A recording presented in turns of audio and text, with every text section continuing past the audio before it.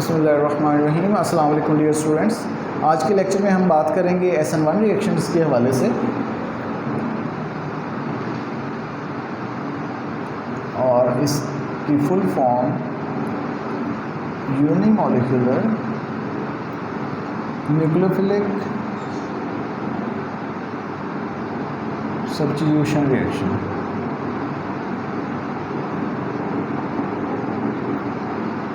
जैसा कि हमने SN2 को एक्सप्लेन किया था, वहाँ पे हमने बायोमॉलिक्यूलर देखा था, यहाँ पे यूनिमॉलिक्यूलर। अब इस रिएक्शन की इन्वेस्टिगेशन किस तरह होती है? जब साइंटिस्ट ने ये वाला रिएक्शन, ये टर्शियरी ब्यूटाइल ब्रोमाइड है, यानी कि यहाँ पे टर्शियरी ब्यूटाइल ग्रुप है, उसके साथ ब्रोमाइड लगा हुआ है। इसको अगर वाटर के साथ ट्रीट करें तो हमारे पास ये प्रोडक्ट बनती है tertiary butyl alcohol plus HBr।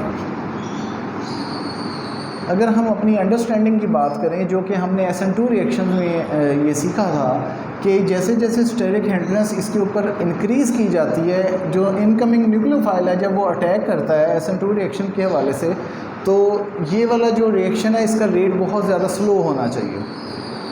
अब जब ये रिएक्शन परफॉर्म किया जाता है तो फिर वो देखते हैं साइंटिस्ट कि अगर इसका कॉरेस्पॉन्डिंग मिथाइल ब्रोमाइड यूज़ करें, उसके मुकाबले में इसका जो रेट ऑफ रिएक्शन है वो 1 मिलियन से भी ज़्यादा है। इतना ज़्यादा फास्ट ये रिएक्शन होता है कि ये इस मॉलिक्यूल में जिसमें स्टेरिक हिंड्रेंस मौजूद नहीं है, उसकी निस्बत भी बहुत ज़्यादा फास्ट होता है। तो ये चूँकि सरप्राइजिंग था और एक डिफरेंट था, तो साइंटिस्ट ने सोचा कि ये यकीनन कोई डिफरेंट मैकेनिज़्म इसके अंदर ऑपरेट कर रहा है। तो मैकेनिज़्म को अंडरस्टैंड करने के लिए जो पहली स्टेप होता है बहुत सारे दूसरे स्टेप्स के साथ, वो होता है काइनेटिक्स। तो काइनेटिक स्टडी जब इसकी की गई तो पता लगा कि रिएक्शन का जो रेट है वो डिपेंड करता है कंसंट्रेशन ऑफ अल्काइल हैलाइड। तो अनलाइक SN2 रिएक्शन के अगेंस्ट इसके अंदर जस्ट 1 मॉलिक्यूल इन्वॉल्व था, जिसकी कंसंट्रेशन जो है वो रेट ऑफ रिएक्शन को अफेक्ट कर रही थी। तो rate would be equal to rate constant into alkyl halide. तो इस रिएक्शन की इन्वेस्टिगेशन से साइंटिस्ट को ये आइडिया हो गया कि ये रिएक्शन जो है ये SN2 रिएक्शन नहीं है, रादर ये SN1 रिएक्शन होगा, क्योंकि एक मॉलिक्यूल जो है वो इन्वॉल्व है इस न्यूक्लियोफिलिक सब्स्टिट्यूशन रिएक्शन के अंदर।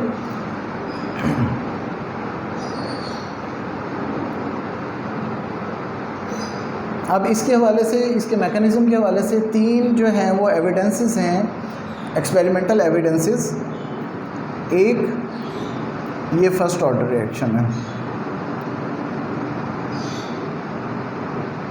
यानी कि जो रेट ऑफ रिएक्शन है वो सिर्फ डिपेंड करता है अल्काइल हैलाइड की कंसंट्रेशन के ऊपर, और न्यूक्लियोफाइल की कंसंट्रेशन इस जो है वो इन्वॉल्व नहीं है रेट डिटर्मिनेशन में। सेकंड, अगर हम ये वाले जो मिथाइल ग्रुप्स हैं इनको रिप्लेस करके हाइड्रोजन्स लगाना शुरू कर दें तो rate of reaction for SN1 reaction वो स्लो हो जाएगा। If methyl groups are replaced successively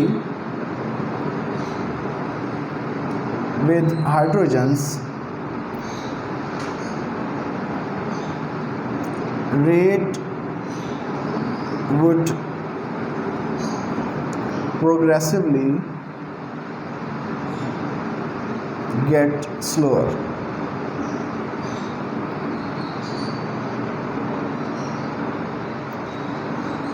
इसका मतलब ये है कि अगर हम ये मिथाइल ग्रुप्स को रिप्लेस कर दें हाइड्रोजन्स के साथ तो रेट ऑफ रिएक्शन जो है वो आहिस्ता आहिस्ता स्लो होना शुरू हो जाएगा। इस चीज़ को हमने कंफ्यूज नहीं करना। SN1 SN2 रिएक्शन दोनों के डिफरेंट मैकेनिज्म हैं। हमने शुरू में भी बात की थी कि न्यूक्लियोफिलिक सब्स्टिट्यूशन रिएक्शंस जो हैं वो दो तरीके से होते हैं, SN1 के थ्रू भी हो सकते हैं, SN2 के थ्रू भी हो सकते हैं। तो ये SN1 रिएक्शन है और SN1 रिएक्शन के अंदर हमें बल्कियर ग्रुप्स जो हैं वो रिक्वायर्ड होते हैं जनरली। तो जब बल्कियर ग्रुप्स को हम कन्वर्ट करते हैं स्लोली लेस बल्कियर ग्रुप्स के अंदर, तो उसके रिजल्ट में rate of reaction for SN1 reaction, not for SN2, for SN1 reaction के लिए उसका जो रेट है वो स्लो हो जाता है। थर्ड,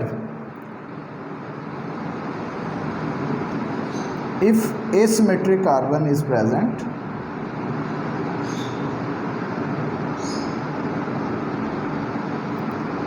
ये वो कार्बन है जो अटैच है अल्काइल हैलाइड के साथ, इसकी बात हो रही है, इन कार्बन्स की बात नहीं हो रही। यहाँ पे अगर एसिमेट्रिक सेंटर होगा या नहीं होगा उससे रिएक्शन को अफेक्ट कोई नहीं होगा, लेकिन ज़्यादा जो कंसर्न की बात है SN1 के लिए या SN2 के लिए, जो लिविंग ग्रुप है उसके साथ वाली कार्बन की बात होगी जब भी हम एसिमेट्रिक कार्बन की बात करेंगे इन जनरल। तो if asymmetric carbon is present,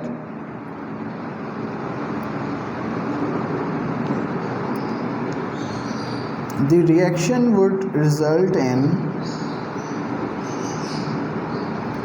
two stereoisomers.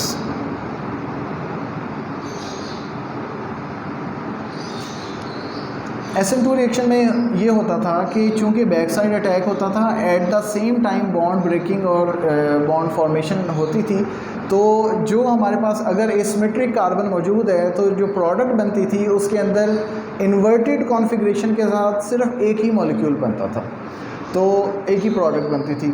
लेकिन ये जो एक्सपेरिमेंटल एविडेंस है ये बता रही है कि अगर ये वाली कार्बन एसिमेट्रिक है तो यहाँ पे हमारे पास प्रोडक्ट में दो स्टीरियो आइसोमर्स बनेंगे, एक, और वो दोनों स्टीरियो आइसोमर्स आपस में इनएंशियोमर्स होंगे। हमें इस बात का पता है कि ऑपोजिट कॉन्फ़िगरेशन होती है तो वो इनएंशियोमर्स होते हैं जब एक कायरल सेंटर मौजूद होता है। तो इसको हम मज़ीद बाद में डिटेल से पढ़ेंगे और फिल वक्त हम देखते हैं इसका मैकेनिज़्म क्या है।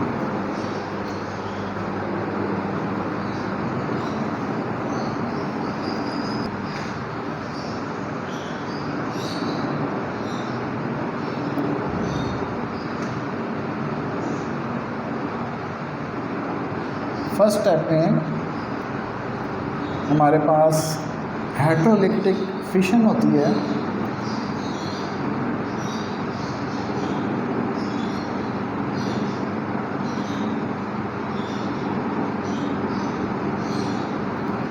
यानी कि ये बॉन्ड ब्रेक होता है, इलेक्ट्रॉन पेयर जो है वो लेवलिंग ग्रुप ले जाता है और यहाँ पे पॉजिटिव चार्ज आ जाता है। ये जो रिएक्शन है ये स्लो होता है और चूंकि हमें पता है कि ये रेट डिटर्मिनिंग स्टेप में, क्योंकि रेट काइनेटिक स्टडी हमने पढ़ी है, तो rate of reaction does not depend on concentration of nucleophile, तो इस स्टेप के अंदर चूंकि कोई कंसंट्रेशन ऑफ न्यूक्लियोफाइल भी प्रेजेंट नहीं है तो ये रेट डिटर्मिनिंग स्टेप भी है।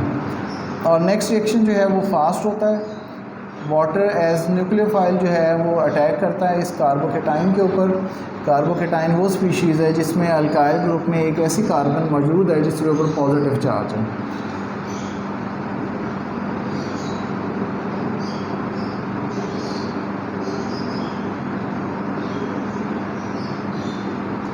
और ये वाला रिएक्शन जो है वो फास्ट होता है।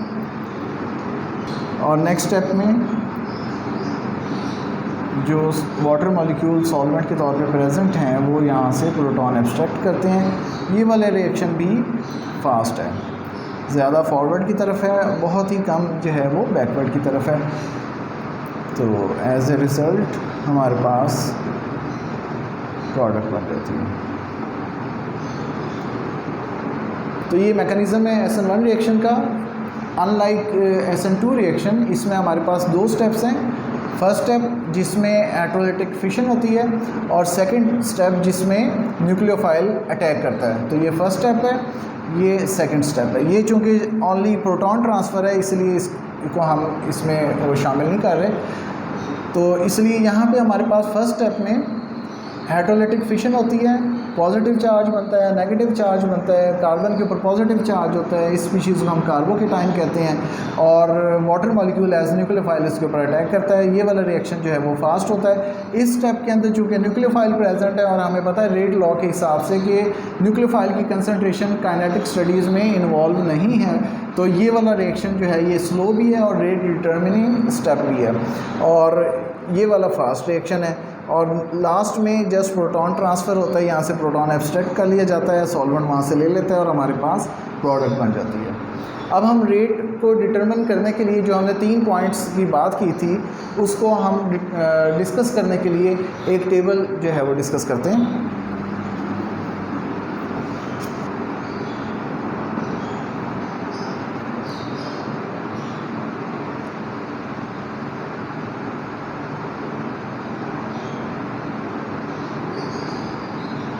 अगर हम ये वाला अल्काइल हैलाइड यूज़ करें जो कि टर्शरी है, तो रेट ऑफ रिएक्शन 1200,000 होगा।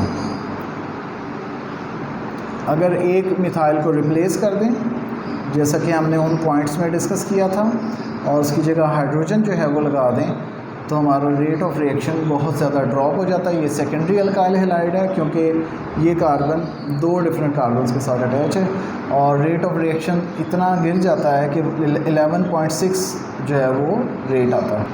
उसके बाद एक और मिथाइल ग्रुप की जगह हाइड्रोजन लगाते हैं, तो यहाँ पे हमारे पास प्राइमरी ये अल्काइल हैलाइड होगा और रेट जो है वो 1 होगा। इसके ऊपर मैं स्टार लगा दिया, इसको मैं एक्सप्लेन करता हूँ। और इसको भी अगर हम रिप्लेस कर दें तो CH3Br ये वही अल्काइल हैलाइड है जिसको हमने एज एग्ज़ाम्पल स्टडी किया था अपने पहले SN2 रिएक्शन के बारे में। तो ये मिथाइल हैलाइड है और यहाँ पे इसका रेट 1.05 है। अब ये जो रेट है बेसिकली ये रेट ऑफ रिएक्शन ये प्राइमरी या मिथाइल ये जो मिथाइल हैलाइड है, मिथाइल ब्रोमाइड, ये SN1 रिएक्शन के लिए बेसिकली नहीं है, क्योंकि SN1 रिएक्शन में ये बेसिकली रिएक्ट नहीं करता क्योंकि यहाँ पे स्टेरिक हिंड्रेंस का कोई इशू नहीं है दोनों की तरफ, तो ये SN2 के थ्रू रिएक्ट करते हैं और उनका जो रेट है ये वो है जो रेट SN2 रिएक्शन में ऑब्ज़र्व किया गया है, ये बेसिकली वो रेट है। SN1 में इनका 0 जो है वो रेट है, तो इसके मुकाबले में 1 के मुकाबले में ये वाला थोड़ा सा ज़्यादा है, लेकिन इनके मुकाबले में देखें कि 1200,000 टाइम्स ये वाला रिएक्शन फास्ट है। तो जो हमने एक्सपेरिमेंटल एविडेंस की बात की थी, पहला हमने कंफर्म कर लिया था कि रेट ऑफ रिएक्शन जो है वो only concentration of alkyl halide उस पर डिपेंड करता है, तो वो वाली बात हमने कर ली। दूसरी बात हमने की कि अगर हम मिथाइल ग्रुप्स को सक्सेसिवली रिप्लेस कर दें हाइड्रोजन्स के साथ, तो हमारे पास जो रेट ऑफ रिएक्शन है वो स्लो हो जाएगा। तो सिर्फ एक ग्रुप को ही रिप्लेस करने से इतना रिएक्शन जो है वो ड्रॉप हो जाता है।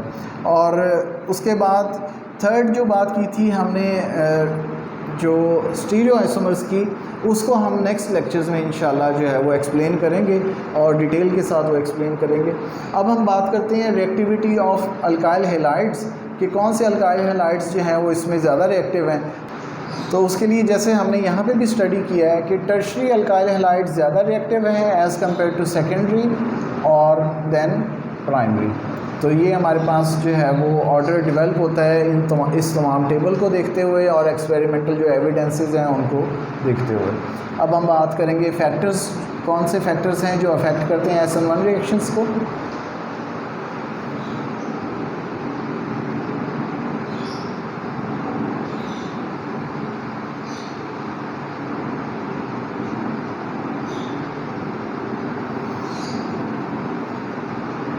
तो फर्स्ट फैक्टर उसी तरह द लीविंग ग्रुप, जैसे हमने SN2 रिएक्शन में पढ़ा था, इसमें एग्जैक्टली वही रिलेशन है जो SN2 रिएक्शन के अंदर है कि strong bases are strong nucleophiles, poor bases are poor nucleophiles, और strong bases are poor leaving groups and weak bases are good leaving groups. तो अगर हम कंपेयर करें तो अल्काइल आयोडाइड, चूँकि इसकी हम बात कर चुके हैं, ये सबसे अच्छा सबसे ज़्यादा रिएक्टिव है क्योंकि इसमें लिविंग ग्रुप सबसे बेहतर है। Alkyl iodide, then bromide, then chloride, then fluoride. तो इसकी डिटेल ऑलरेडी हमने डिस्कस कर ली है। तो ये जो है वही पैटर्न इसके अंदर फॉलो होता है। जितना अच्छा लीविंग ग्रुप होगा वो उतना जल्दी जो है वहाँ से निकल जाएगा और उतना वो अल्काइल हैलाइड रिएक्टिव हो जाएगा। तो आयोडाइड इसमें वीकेस्ट बेस है और वेरी गुड लिविंग ग्रुप है, तो इसलिए ये सबसे ज़्यादा reactive, then bromide, then chloride, then fluoride. तो इसको अगर आपने मज़ीद समझना है तो वो SN2 रिएक्शंस के जो फैक्टर्स हमने डिस्कस किए थे उस लेक्चर को आप दोबारा देख लीजिए। उसके बाद द न्यूक्लियोफाइल। अब इसमें क्योंकि न्यूक्लियोफाइल की कंसंट्रेशन अफेक्ट नहीं करती है SN1 रिएक्शन के अंदर, बस इसमें हमने यही डिस्कस करना है कि जनरली सॉल्वेंट जो होता है वही न्यूक्लियोफाइल होता है। जैसे हमने पिछले रिएक्शंस के अंदर देखा कि हमने टर्शरी ब्यूटाइल ब्रोमाइड को रिएक्ट करवाया वाटर के साथ, तो वाटर बेसिकली सॉल्वेंट भी है, तो सॉल्वेंट एज सॉल्वेंट भी बिहेव करता है और एज न्यूक्लियोफाइल भी बिहेव करता है। और वैसे इस जो प्रोसेस है उसको सॉल्वोलाइसिस कहते हैं। जब सॉल्वेंट रिएक्ट कर लेता है सॉल्यूट के साथ तो उस प्रोसेस को सॉल्वोलाइसिस कहते हैं।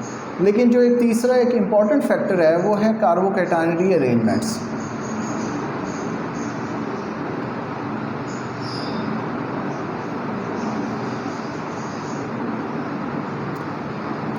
इसको हम ये दो रिएक्शंस की मदद से समझते हैं।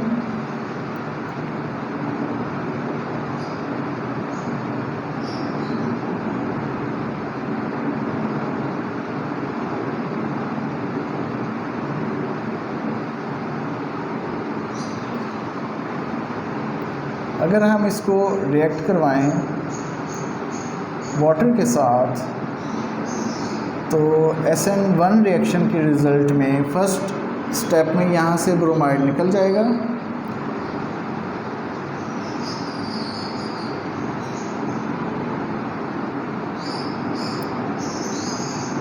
और यहाँ पे पॉजिटिव चार्ज आएगा और हाइड्रोजन अपने इलेक्ट्रॉन पेयर लेके इधर माइग्रेट करेगा, तो ये 1,2 हाइड्राइड शिफ्ट हुई है। क्योंकि जो रिलेटिव पोजीशन है ये 1 और 2, जिन दो फंक्शनल ग्रुप्स के ऊपर, जिन दो कार्बन्स के ऊपर बेसिकली ये प्रोसेस हो रहा है, उनकी रिलेटिव नंबरिंग अगर की जाए तो ये आपस में 1 और 2 है।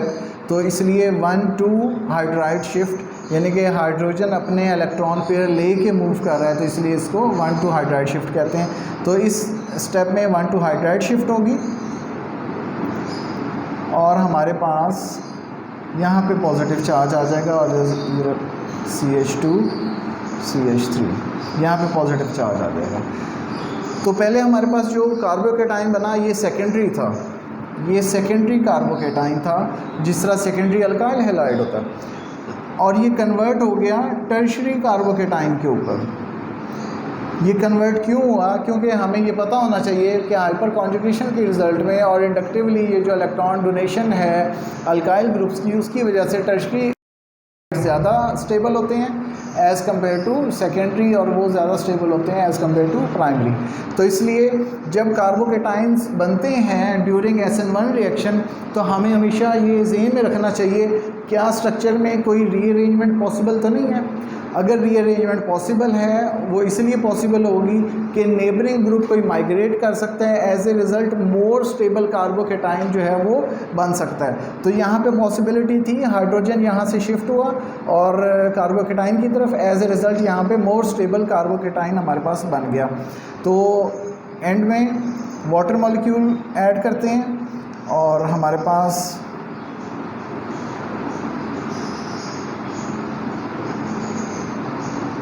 ये बन गया CH2 CH3, और जो यहाँ ये प्रोटोनेटेड फॉर्म है तो डीप्रोटोनेशन के बाद हमारे पास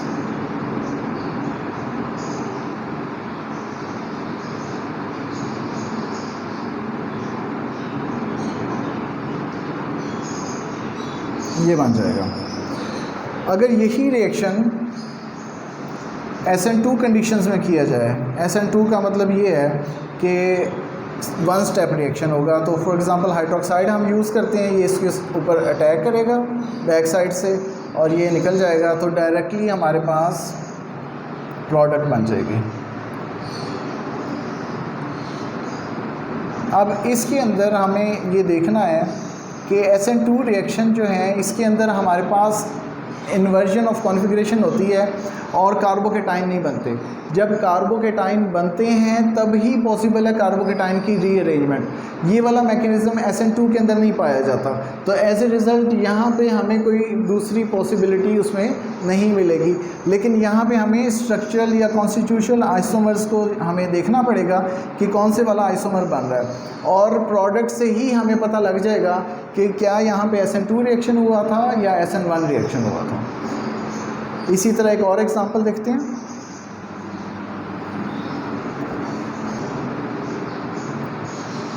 अगेन हमारे पास ये मॉलिक्यूल है, यहाँ पे तीसरे ग्रुप में हाइड्रोजन की जगह हमने मिथाइल लगा दिया है और यहाँ पे हमारे पास लीविंग ग्रुप है और ये हमारा मॉलिक्यूल है।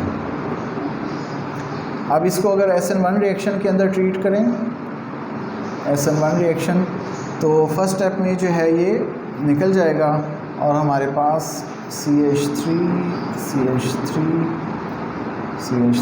और उसके बाद पॉजिटिव चार्ज कार्बोकेटाइन CH3। अब यहाँ पे हम देख सकते हैं कि अगेन यहाँ पे हमारे पास सेकेंडरी कार्बोकेटाइन बन गया।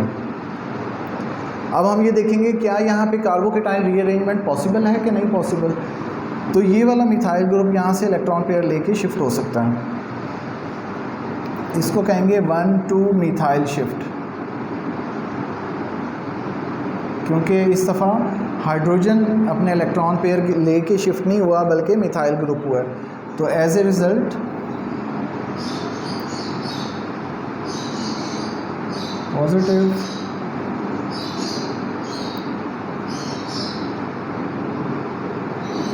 तो हमारे पास पहले यहाँ पे सेकेंडरी कार्बोकेटाइन था, अब टर्शरी कार्बोकेटाइन जो है वो बन जाएगा। तो ये बना क्यों है, क्योंकि सेकेंडरी टर्शरी में कन्वर्ट हो रहा है। टर्शरी सेकेंडरी में कन्वर्ट होने के चांसेस नहीं है। उसकी रीज़न ये है कि टर्शरी जो है वो ज़्यादा स्टेबल है और सेकेंडरी टर्शरी की निस्बत कम स्टेबल है। तो इसलिए अब यहाँ पे जो है वो न्यूक्लियोफाइल का अटैक होगा। वाटर वो सॉल्वेंट भी है और जो है न्यूक्लियोफाइल भी है। तो एज ए रिज़ल्ट OH2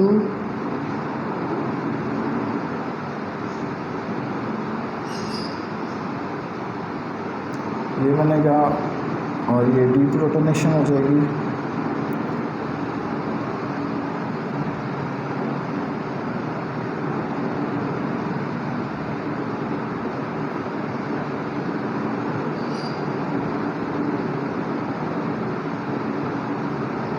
ये बन गया। और अगर इसी रिएक्शन को हम SN2 रिएक्शन में यूज़ करें तो हाइड्रोक्साइड यूज़ करेंगे और सिंगल स्टेप रिएक्शन ये इसके ऊपर अटैक करेगा और वो निकल जाएगा और कोई रीअरेंजमेंट इसके अंदर पॉसिबल नहीं है। तो SN1 रिएक्शन में रीअरेंजमेंट्स हो सकती हैं, उसकी रीज़न कार्बोकेटाइंस हैं, जबकि SN2 रिएक्शन के अंदर ऐसा पॉसिबल नहीं है क्योंकि कार्बोकेटाइन इसके अंदर नहीं बनते। तो ये डिस्कशन थी आज के लेक्चर के हवाले से। मुझे उम्मीद है कि आपने आज के लेक्चर के हवाले से सब समझ लिया होगा। अगर फिर भी किसी को क्वेश्चन करना है या कोई कन्फ्यूजन है तो वो कमेंट बॉक्स में अपना कमेंट पोस्ट कर सकता है। थैंक्स।